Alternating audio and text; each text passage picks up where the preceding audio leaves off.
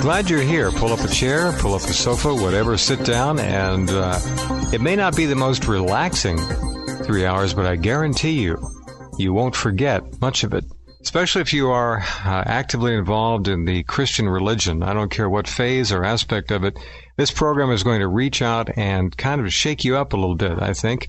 In many cases, it's going to be one of the most surprising programs about the Christian religion that many, perhaps most of you, will ever have heard. No, we aren't going to be directly talking about the spiritual side of Christianity, but rather the incredible power of it all. Media power, geopolitical power, financial power, and most importantly, the awesome power over countless millions of people, and who holds that power. Even more, we'll be discussing the genesis of much of that power, where it comes from, and this is going to come as rather a surprise, if not an outright shock, to many Christians. Those of you who are online, of course, have probably read the stunning two-part report up there, which has been at the top of headlines for a couple of weeks now. It is entitled Babylon the Great, The Unholy Alliance, Christianity, and the New World Order. It's a two-parter, and here to talk about his two-part amazing piece of research is author Eric Jewell. Hi, Eric. Welcome to the program. Hello, Jeff. How are you? I'm fine. And this is, I don't think the old expression of opening a Pandora's box is too far out of line, because what you've done here is put some information together that has really shaken a lot of people up. Well, to be quite honest with you, when I first started running across this stuff, it amazed me. I was totally shocked by some of the stuff that was coming up. And then to go on to verify it, my goodness, it was quite a blow. And then to put it before people, you know, you have quite a few Christians in your listening audience. I know that we've received well over 1,000 emails, and there were only 2 that were negative out of the whole bunch. So that's an astounding vote of support for a writer or researcher like you. That's an amazing statistic. Well, I think what we've found is that there's a growing number of people of the Christian religion that are seeing some of the things that's going on about them, the money schemes, the money scams, and just all the different things that are happening today. And they know that they don't want to drop what they believe, but they also see that, well, according to biblical prophecy, in the last days, the church will fall away. There's going to be many that do depart from the faith. Now, when you say the church will fall away, does that mean the church as a human-constructed mechanism will disintegrate, but the ethics of Christianity, of course, are virtually indestructible? I mean, that's the spiritual side of it. You're talking about the mechanism of financial and media control. Absolutely. You'll find that people will compromise things for money all the time. And unfortunately, this is becoming so for the man-made construction of the church nowadays. You know, you remember, it's funny, I just thought about a motion picture which really fits rather perfectly in with what you just said. Everybody has a price. Remember The Magic Christian? Did you see that film? With I think Peter Sellers and Ringo Starr, if I'm not mistaken, or I think that's what it was. But there's a film about people and ethics and money, and how quickly money can melt those ethics and morals and take charge of somebody. Absolutely. And you know, the one thing about money, when you have some, it's never enough. It's true. And so, you know, you often move on from that to money builds a lust for power, and that's quite a natural thing. So, you know, when you cross those two within the leadership of the church, it can be a very dangerous thing. Money. You're right, Eric. Money leads to a lust for power, but even without money, within the Western world, within the Christian world, especially the Roman Catholic Church, power seems to have been, for the better part of almost 2 millennia now, the ultimate aphrodisiac. Look at the crisis that the Roman Catholic Church, several of the archdioceses are involved with now, finding out that many of the priests have been engaged in child sex and all sorts of heinous behavior, which, if anything, is antithetical to what the church is about. That kind of behavior would. And this is, again, an issue of power over people. These priests have the people's trust.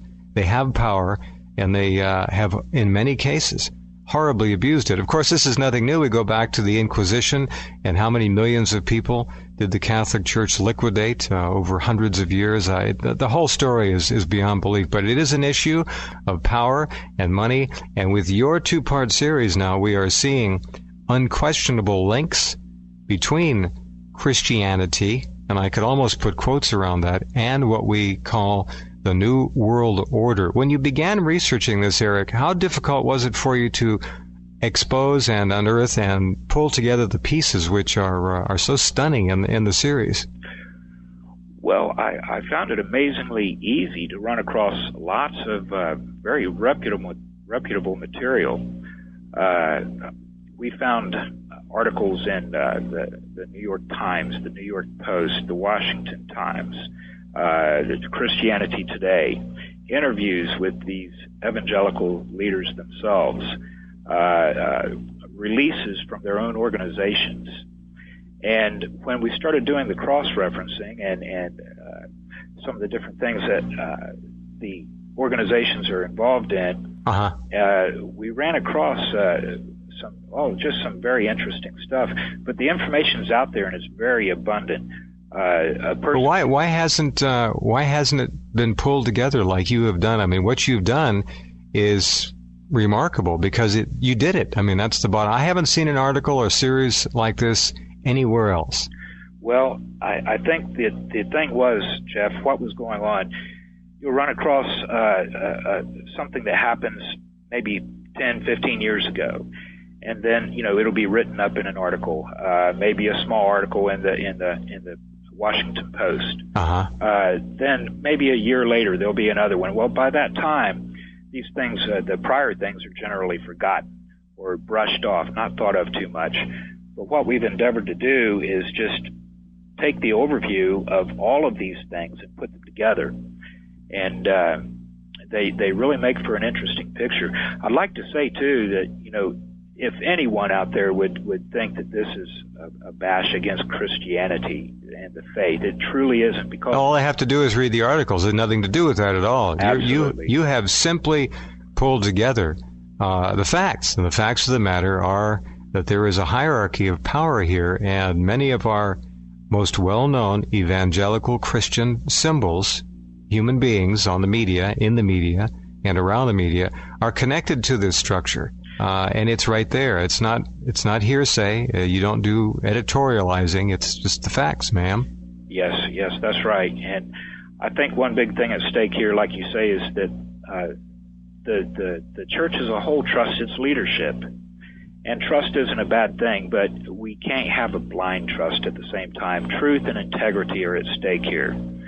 And we have to know what we are following at all times. Well, that goes with any segment of society.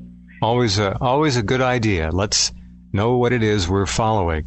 Now, for those of you listening in who haven't been able to see the articles, They are at the top of Rense.com, and I would urge you to go take a look, read them, make your own decisions. I think even a brief skim of the articles will open a number of doors for many of you that you've never walked through before. This, again, has nothing to do with the spiritual side of Christianity. That's not what this is all about. This is about POWER, power, and where it is connected to. And where we're going to go with this conversation tonight, I think, will be quite a surprise to you. Let's take our first break and get this out of the way. Come right back with Eric Jewell and talk about his two-part series, Babylon the Great, the Unholy Alliance, Christianity and the New World Order.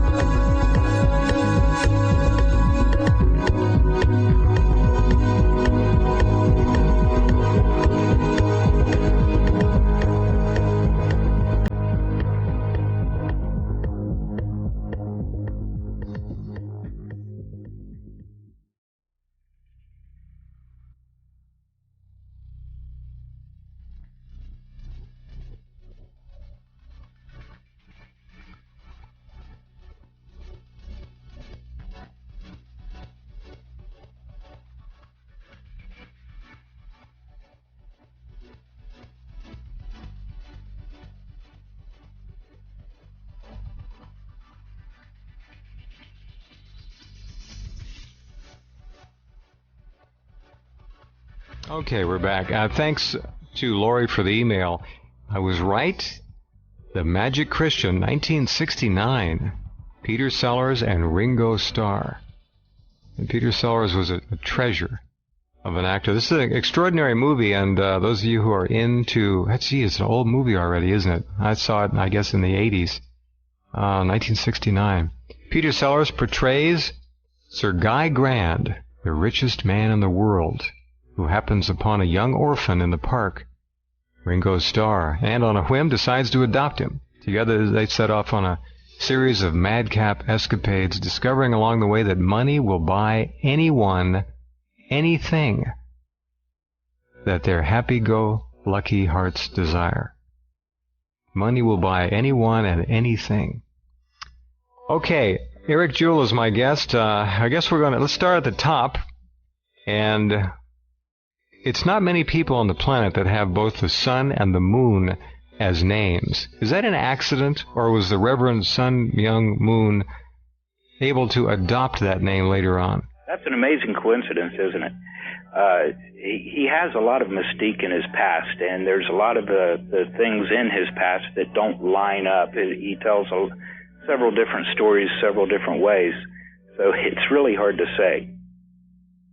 As an old song, I've got the sun in the morning and the moon at night, and Myung in the middle, and he's a powerhouse. He's a man who many of you longtime listeners know, and certainly others who are listening for the first time remember. He was arrested here in the States and did time for income tax evasion. Very controversial fellow, used to hold these large outdoor mass weddings. One wonders, Eric, what the divorce stats for those mass weddings ended up being. Any idea?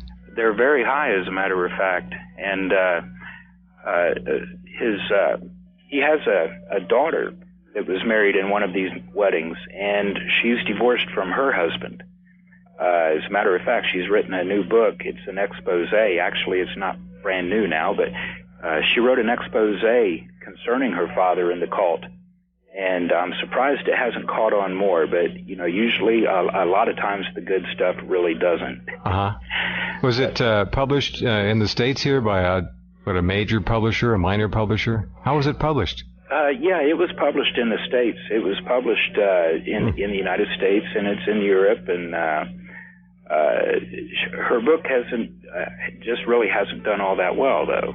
No, it has. I've not even heard about it. And when we get through the discussion tonight, I think many of the people listening will want to go out perhaps and get that book and read up on it, because an expose of the Reverend Moon's organization, his power, is something that figures very prominently into many of our leading Christian ministers and evangelists. Yes, amazingly, that's true.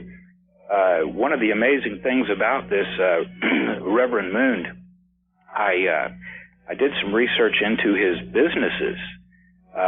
Reverend Moon owns or controls over 600 businesses worldwide, United States, Korea, China, all over Europe, and his wealth is estimated in the hundreds of billions of dollars. I look at the businesses that he owns, and I have to ask myself, how can it not be in the trillions? Mm-hmm. As well as the many organizations that he's set up. He's set up organizations you may have heard of, like CAUSA, CAUSA. Mm-hmm. And then there's the Nicaraguan Freedom Federation. You may remember that back in the days when Ollie North was going That was a moon venture? I didn't know that. Yes. As a matter of fact, Reverend Moon owns the Washington Times. And I know that. He just bought UPI. Bought that about a year and a half ago, I think, something like that. So far, I have to say that so far both of those news outlets have maintained what appears to be an independence from any overt control or agenda they're sort of carrying along as they were. The Times has some very good stories in it occasionally. Yeah, the funny thing about this is part of Moon's appeal to the church and to church leaders. This is one of the ways he's been able to draw them into his organizations, and his men have been able to filter into the larger Christian organizations. He promotes very conservative beliefs. Mm-hmm. And so, that's a natural drawing for a lot of these leaders like Jerry Falwell, Tim LaHaye, Paul Crouch, Pat Robertson even.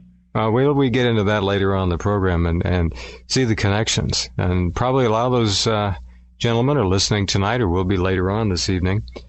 Yes. Okay, Reverend Moon, it's 600 companies. These are obviously, in many cases, multinationals. They're global organizations worth half $1 trillion, $250 billion. Who's counting? He's got all the money he could ever need on this side of the afterlife.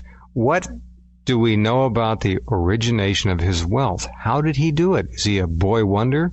Where did he get the money? That's a very mysterious thing. Back in the 1970s, the government was certain elements of the government were looking into his business operations.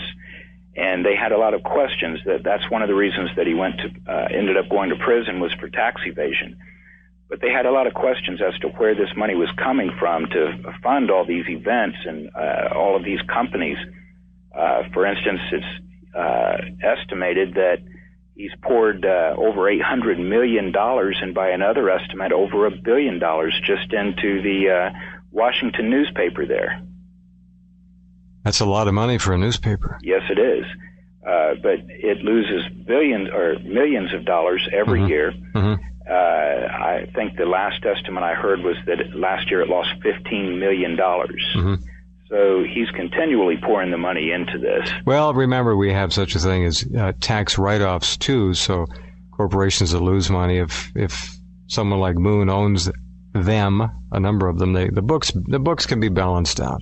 Absolutely. It doesn't sound like he's going to be hurting. But it's quite a prestigious thing to own a major American newspaper, which the Times is. And certainly UPI is a legend in the world news media. It's been around for a long time and continues to put out some good stories, which I use on Rense.com quite often.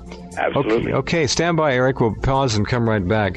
Again, we're talking about Eric Jewell's two-part series at the top of Rense.com, Babylon the Great, the Unholy Alliance, Christianity, and the New World Order. We're going to trace some threads here pretty soon, talk a little bit more about Reverend Moon, and then start dropping some heavyweight names. And Eric will fill in the blanks of connectivity.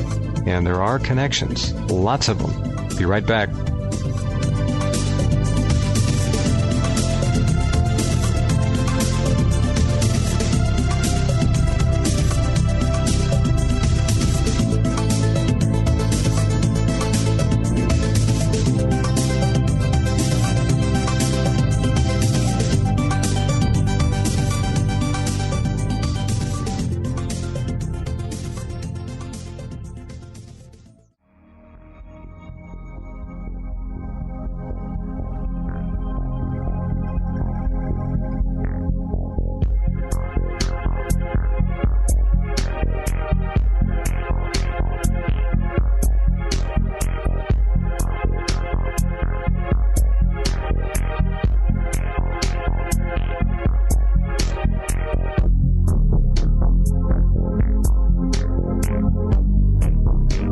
Oh, the old axiom, follow the money.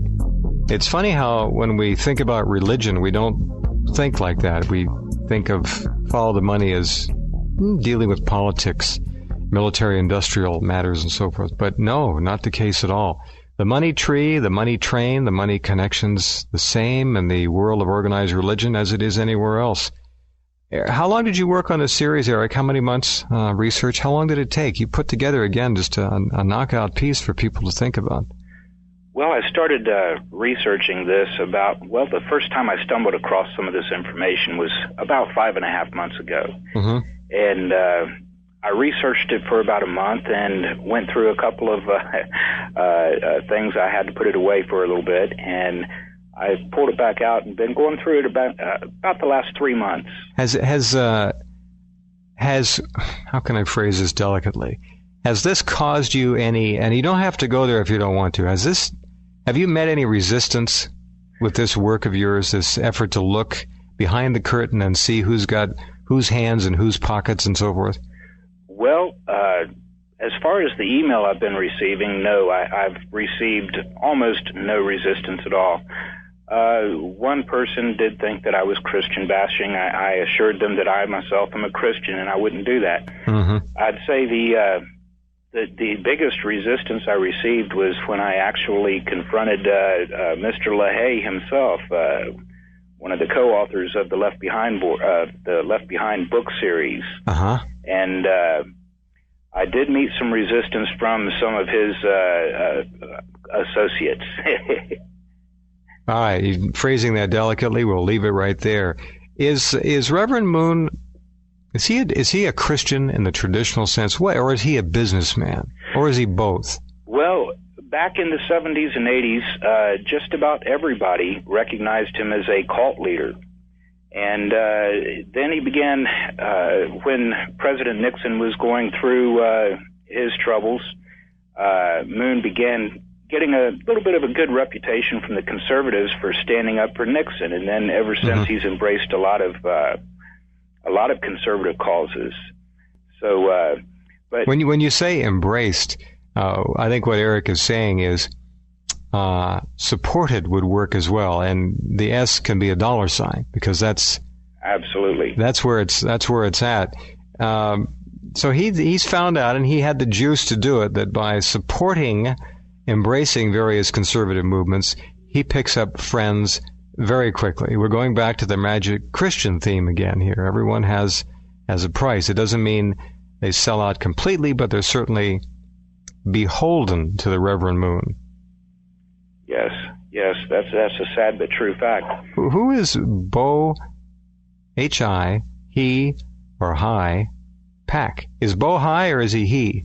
Bo High Pack. He is high. Yes. Right.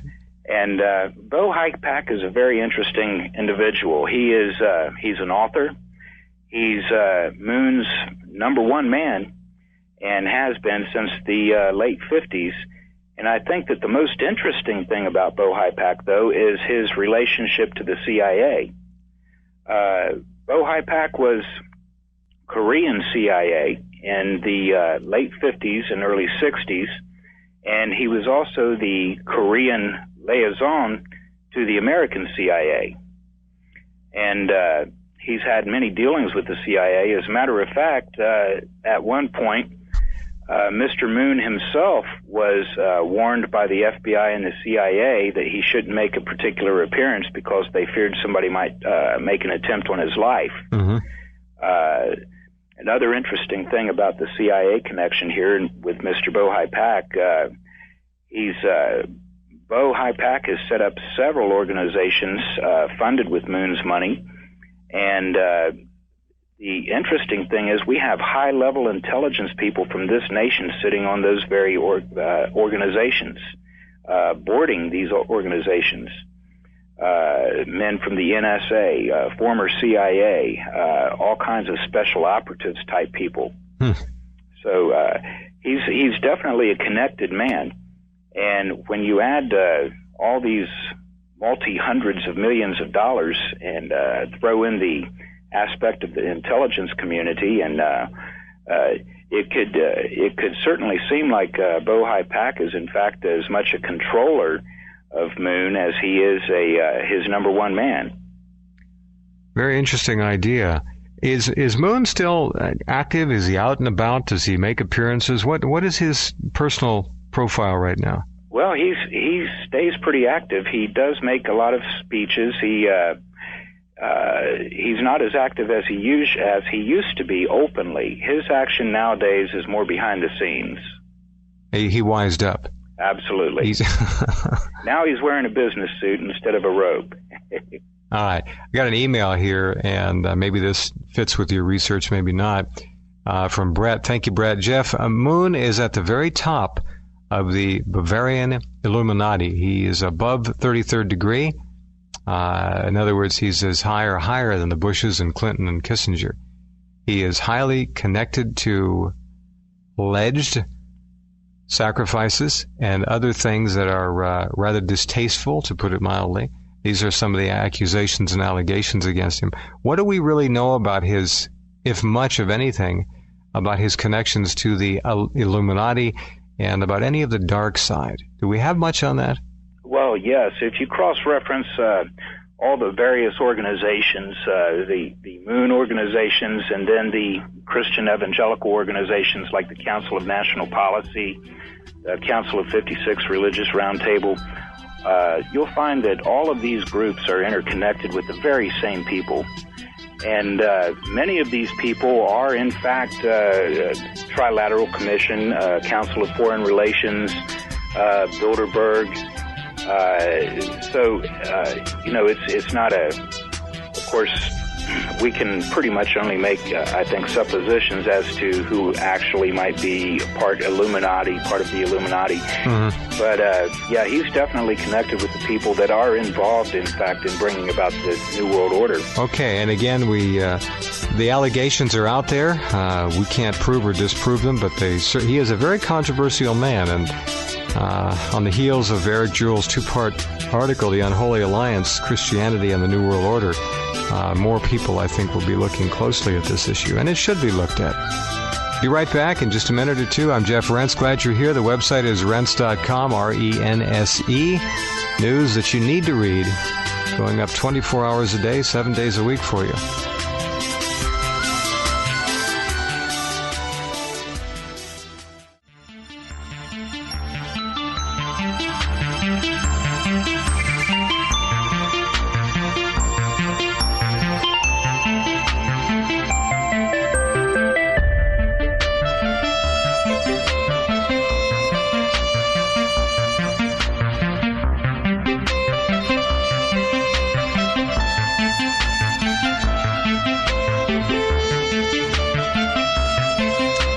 Okay, let's take a look, for those of you who are not online, at the first part of the two-part series and rattle off some names here which are connected to the Reverend Moon one way or the other. And the other is not direct, but let me do this first. Organizations. I'm going to name the names here. Then we're going to ask you to give us some of the organizations that the Reverend Moon has founded or otherwise co-opted, which are basically interfaces between some of the bright lights of media Christians and the Reverend Moon himself, even though there are certainly layers of insulation there. Some of the names involved here, to one degree or another, are Tim LaHaye, and for those of you not familiar with the spelling, it is capital L, small a, capital H-A-Y-E. Tim LaHaye, an evangelist and a Christian author of the best-selling series, as you heard, called Left Behind. Beverly LaHaye, wife of Tim LaHaye, author and spokesperson for several Moon-funded Christian organizations. Paul Crouch, a very familiar face on television, founder and chairman of the Trinity Broadcasting Network, one of the largest tele-evangelical corporations on the planet. Bill Bright, founder and head of the International Evangelical Association Campus Crusades for Christ.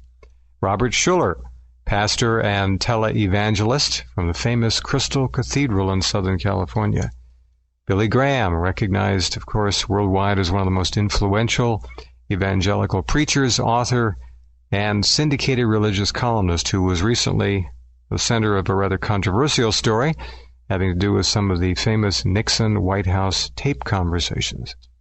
Pat Robertson, television evangelist, founder of the Christian Broadcasting Network, and the 700 Club anchor, founder of Operation Blessing, one-time presidential candidate as well. Reverend James Kennedy, founder and pastor of Coral Ridge Ministries, outspoken television evangelist. Reverend James Robison, TV evangelist, Life Outreach International Ministries, associated with many Reverend Sun Myung Moon organizations. Ralph Reed, former director of the Christian Coalition and member of the conservative think tank Heritage Foundation. Gary Bauer, conservative politician and executive director of the Christian Coalition, unsuccessful presidential candidate.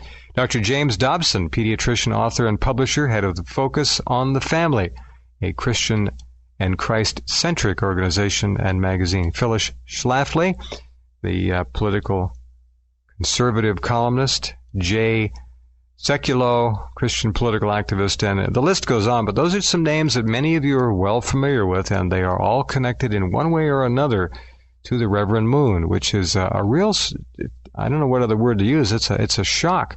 When you look at the web and the connectivity, you have to come away thinking twice about these people and where their loyalties lie. Now let me do one quick thing here, just to read a quote. I can find it now. This is an amazing quote by Jerry Falwell. Do you have that in front of you? The quote about Reverend Moon? Oh, when he, Jerry Falwell's famous for many quotes about Reverend Moon.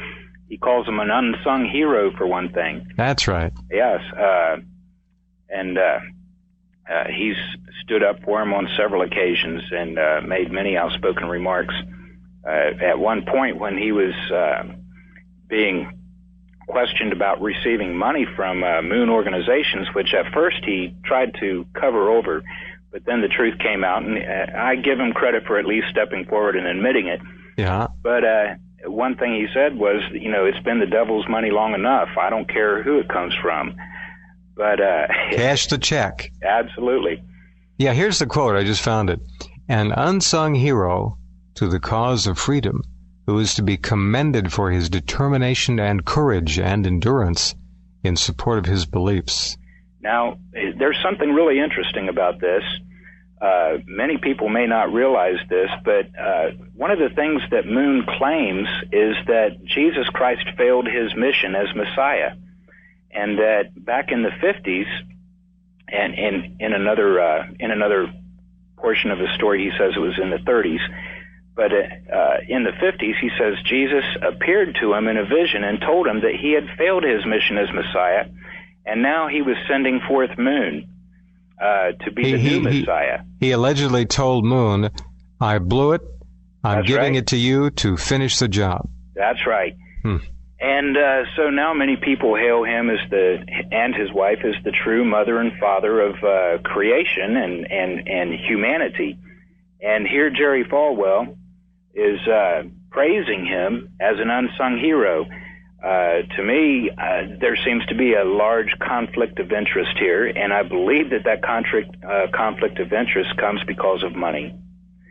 At the time, his Liberty University was millions and millions of dollars in debt. Oh, okay. Let me jump in here now. Jerry Falwell had at the time a big deal. It was called Liberty University. Now, this, I guess, was an accredited college, a 4-year college, correct? Yes. That was, I guess, you can get a bachelor's degree, and they had a general studies course, or was it all evangelically oriented, the curriculum? Well, no, it wasn't all evangelically oriented. It was an accredited college, and they ran into some massive debt. How massive is massive? Well, the lowest estimate I've heard so far was $73 million. That's a big bucket of red ink. Yes, it is. A bathtub. Okay, $73 million. That's the low effort. Now, low estimate. And the high, what? The high 90? estimate I've heard around $180 million in debt. Good grief. How does a university go into the hole that far and keep functioning? That's my immediate question. I don't expect you to answer that. It's kind of rhetorical, but it's an amazing amount of debt to carry around. All right, so he's in debt anywhere from 75 to 150 or more $1 million. Liberty University, what happened? Well, one Sunday morning, Jerry called two people up to the platform, and he was praising God that Liberty University was taken out of debt.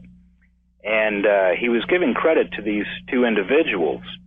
Well, later it was found that it wasn't the two individuals at all, but rather what had happened was Moon's wife started a foundation called the Women's Federation for World Peace. Sounds nice. Yes. They gave $3.5 million to the Christian Heritage Foundation, which in turn bought Falwell's multi-million dollars of debt, and then frankly just wrote the debt off. All right, now let me go by that again in a little slower fashion. $3.5 million comes from an organization founded by Mrs. Moon, right, or Ms. Moon, however she wants to be called, and that $3.5 million was used to purchase the debt. Why would somebody want to buy $100 million in debt? I don't follow that, but that's high finance, I guess. Yeah, it seems to me that he was buying something more than the debt itself. Well, the perceived equity in the whole university would have to collateralize that debt, and I guess they were taking that debt on. Okay, so they bought his debt, however much it was, 70, 100, 150 million, and what happened to the debt? They frankly just wrote the debt off. So Falwell basically was off the hook. Liberty University was revived. Back in the black. Back in the black. Risen from the dead. Risen from the dead, and shortly after that, Falwell began speaking for Moon at various functions. Oh. He's, as a matter of fact, one function, let me see, Jerry Falwell, Beverly LaHaye, Gary Bauer, who also is a Baptist evangelical. There were several of them called to this. It was a Moon-sponsored rally. Uh-huh. Where was it? In the States here? Yeah, it was in Washington, D.C. Okay. Bill Cosby was signed on to be the entertainer of the and when he found out that it was Moon, he tried to back out, but he was the only one that tried to back out. The only reason he didn't back out was he had a contract with them, and they were going to sue him if he did. So anyway, Moon that day, and you can get a copy of this speech at Moon's website, by the way, that very day, sitting with evangelicals on the stage, all these evangelical leaders, he claimed that day publicly that Jesus had failed his mission, and he's also claimed many times, and that time too, that what we need is unity. What we need is unity. Well, that's an old standard. I mean, everybody can throw that around. And did he at that meeting also say that he was the anointed successor to Jesus Christ? Well, he said that he was the one that was going to bring the unity about. I see. And all of these evangelicals sitting there, and all of these evangelicals had been paid at least $80,000. Everyone there that day was paid between $80,000 to $150,000. How do we know that? Well, it's Washington Times. We have it from several sources. All right. Why were they paid? Were they paid to appear? Were they just given funding? They were paid to speak that day. Honoraria, or whatever they call it. Absolutely. Okay. All right. So it's a who's who of some of the bright lights, and they were all given money to come and appear with Reverend Moon at the big shindig in Washington, D.C. Yeah. And how much did Cosby get? That's the big question. Well, that's a good question. But unfortunately that day, not one evangelical spoke up for their faith. And they spoke, but they didn't speak up for their faith? Is that what you're saying? Absolutely. They didn't speak up in correction. They applauded when he came to the stage. They applauded when he left the stage, even through his claims. Even through his claims of it's his job to come here and straighten out the planet and bring unity to the world. They applauded all that? They applauded it all. Yes. Well, the magic Christian. Okay, be right back. We're going to take our break at the top of the hour. Eric Jewell has put together a stunning two-part series at the top of my website. You can read it, do with it what you will. It's very interesting. We're going to continue to trace more of the connection between Christianity and the New World Order after this.